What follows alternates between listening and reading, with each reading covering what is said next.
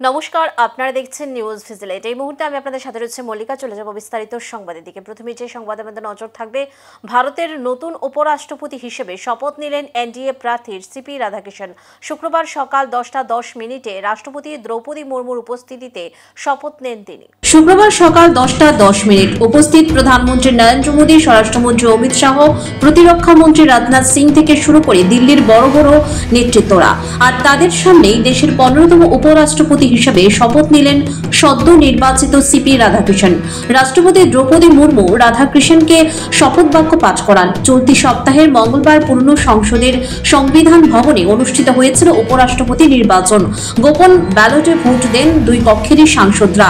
ভোটের ফলাফলে এককালের সংঘ প্রচারক সিপি রাধাকৃষ্ণন 452 ভোট পেয়ে বিপুল ব্যবধানে জয়ী হন।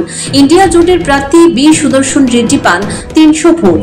152 ভোটের ব্যবধানে প্রমাণ করে বিরোধী শিবিরে হয়েছে ব্যাপক ক্রস ভোটিং, এমনটাই মত বিশেষজ্ঞদের। তবে শপথ গ্রহণের মঞ্চেও ধরা পড়ল রাজনৈতিক প্রতীকী দৃশ্য। সদ্য ইস্তফা দেওয়া প্রাক্তন উপরাষ্ট্রপতি জগদীপ ধনকরকে দেখা গেল ভিড়ের মধ্যেই, নায়রুদের পাশে বসে। বাদল অধিবেশনের প্রথম দিন পর এই প্রথম জনসমক্ষে উপস্থিত তার।